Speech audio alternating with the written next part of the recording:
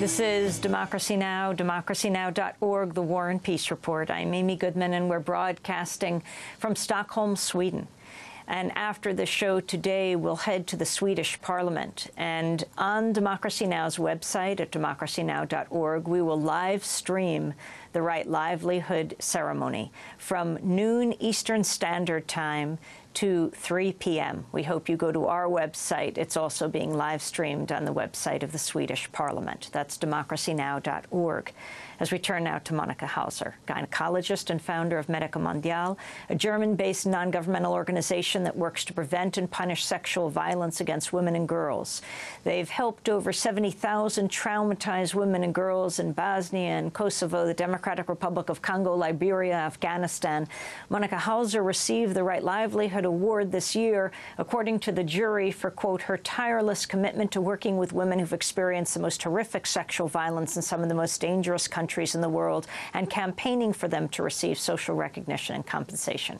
She joins me here in the studio in Sweden. Welcome to Democracy Now! Thank you, Amy. So congratulations, and tell us about your organization. What is Medica Mondiale? What prompted you to start this? I founded Medica Mondiale in the end of '92 because I realized what happened in Bosnia, because in the war there many women got raped. And as a young gynecologist who has worked already with raped women before in Germany and other places in Europe, I was aware about that these women need a holistic approach of support. They need medical support, they need psychosocial support. When I read the media reports, I got very angry. Angry about that, what happened to the women, and angry about that, how the media has reported about the women. They scandalized that what happened to them, and instead of looking to them as survivors of grave human rights violations, they misused them again by their media reports. So I said to myself, I have to support these women as a gynecologist, as a feminist, and as a European. I went there to central Bosnia, and I found very fast 20 professional Bosnian women, gynecologists, nurses, psychologists, who were very eager to start with me this women's therapy center there. And how did you go from that to working in countries around the world? So this was the first step, and now Medica Zenica is 15 years old. The project there is still working and still helping traumatized women. And the staff there is very experienced. And when we started new programs in Kosovo, because we saw after the end of the war there in '99 that to Kosovo women the same happened again. Rape as a tool of war was happening, and they were exposed to so much violence. So we decided to set up there our second project. And Bosnian therapists, Bosnian professionals supported us to build up this new project. They trained their new colleagues. And the same with Afghanistan. This is our main project since 2002. We have there now in the meantime over 70 local female staff members. And we had again the Bosnian therapists with their huge experience coming over to Kabul to train doctors, midwives, nurses, psychologists, lawyers in order to help traumatized Afghan women. I'm so sorry Asha Haji is not also here, also the Right Livelihood Award winner from Somalia. But the issue of women being involved in negotiations in the peace process that we see so rarely around the world. Yes, this is a big problem since we started this work. Women have to be included in peace talks, because if they are not, their reality will not exist in these peace talks. And Asha Hagi made a wonderful model for all of us. She, when in 2001 we had the peace negotiations in Somalia, a Scandinavian organization supported that also women could take place there. And the male head of the talks asked or let's say demanded from the Somali women who could take place there to divide themselves in the ethnic clans which were performing these talks. And they said no. They refused. They just formed their own sixth clan. And I think this is so important, an important message to Bosnia. Explain sixth clan. The sixth clan means that we had women from all 5 ethnic clans who just said, we don't want to divide and to separate in our male ethnical clans. We just stay together. And the women together formed this sixth clan. And it means that women have other ideas for forming peace. And we could see this also in Kosovo, where Serbian and Kosovo Albanian women spoke together. They had other ideas than the black and white recommendations of the Kosovo male politicians. But of course, they were not included in the peace talks in Vienna. And the delegation of these Serbian and Kosovo Albanian women came to the UN Special Envoy for the peace talks in Kosovo, Mr. Ahtisaari, and asked him why... Who is winning the Nobel Peace Prize on Wednesday. And asked him why do you not involve us in these important peace talks? And he answered, I did not want to disturb your culture.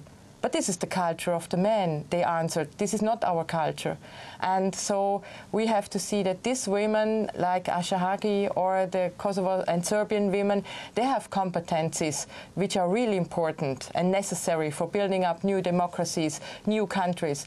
And therefore, I think it's very important that international politics, as the Peace Nobel Prize winner of this year's, that they really think about to include the female part of the population in their talks. On December 9th, that's tomorrow, Tuesday, it's the anniversary of the day to celebrate human rights defenders. Yeah, it's a very sad chapter because we have now the 9th anniversary of this Human Rights Defenders Convention, and we only can say that we see that activists all over the world are not protected. They do a very brave work. In fact, I can say they do it for us also. And looking, for example, to my Congolese colleague Immaculée Biraheka, who does very brave work every day in Goma, where just war started again. And they try to free the women from the camps. They go just to the military camps to bring women out, and these women were they're imprisoned for days and weeks and months and got raped each day. And when international politicians and MONUC soldiers tell me this is not possible, we have no chance, then I tell them, why does our brave Congolese colleague have the chance to take the women out? Why can't you do that? What does it mean to go into a camp to get a woman who's being raped? Describe a scene. Just recently, the grandfather of a 40-year-old woman came to the organization PAIF, our partner in Goma, to Immaculée and told her that this woman was abducted by governmental soldiers in Goma. And he told her that he knew where she was brought to. And Immaculée tried to call all international responsible persons. She tried to call the local police. Nobody wanted to help her. So she took one of her colleagues and went to this camp and knocked at the door and asked for the colonel to speak with him. And of course he came, and she said, I know about that this woman is in your camp, and I can imagine what happens to her here. You have to bring her out. I have to care for her. And of course, first he refused her, but then she just insisted. And she stayed brave. Nevertheless, she could be herself in danger. And she reached to have the possibility to come in. She found her, and they brought her to hospital. And this woman was raped the whole night. Mm. What do you think has to be done now? What can be done to protect women and girls? We have wonderful resolutions. We have the UN Resolution 1325 for women, peace and security. We have now recently, from this June, the UN Resolution 8020, which clearly condemns war rapes as a war crime and gives us preventive measures to protect women. How? But these measures are not implemented because the international politicians are just not interested. If the perpetrators are catched and brought to justice, impunity would finally end, and this would give a clear message to the other perpetrators that they have to fear justice. But as long as MONUC or other UN missions are not catching these perpetrators, the message is clear: you can do whatever you want. And therefore, we really have to bring to practice these resolutions and to force our politicians. And this is a huge task what we do with, of course, especially the European politicians, to tell them each time if you call with the government in Kinshasa, you have to take this topic of rape as priority topic number one.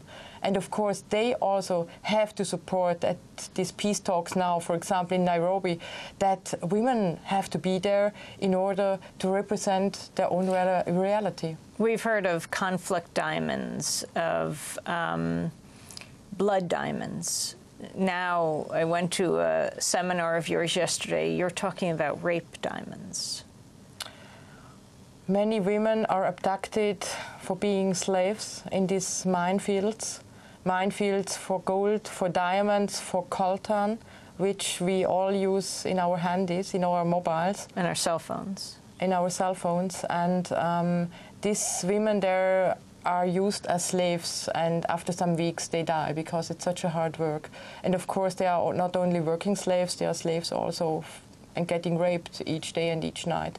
So these diamonds or this coltan and this gold, these women pay a very high price for it.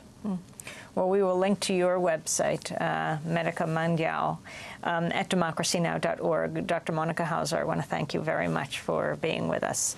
Thank you, Amy. And tonight we will broadcast the live ceremony of the Right Livelihood Award. It's tonight in Sweden, but it's today in the United States from noon Eastern Standard Time to 3. You can go to our website at democracynow.org.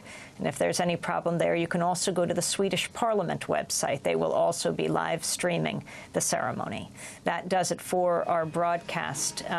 We'll be speaking tomorrow. You can go to the website to find out where. Tomorrow night I'll be at the University of Sweden, the journalism department, speaking for anyone who comes. And then to Berlin on Friday night, be speaking at the university there, to Humboldt University.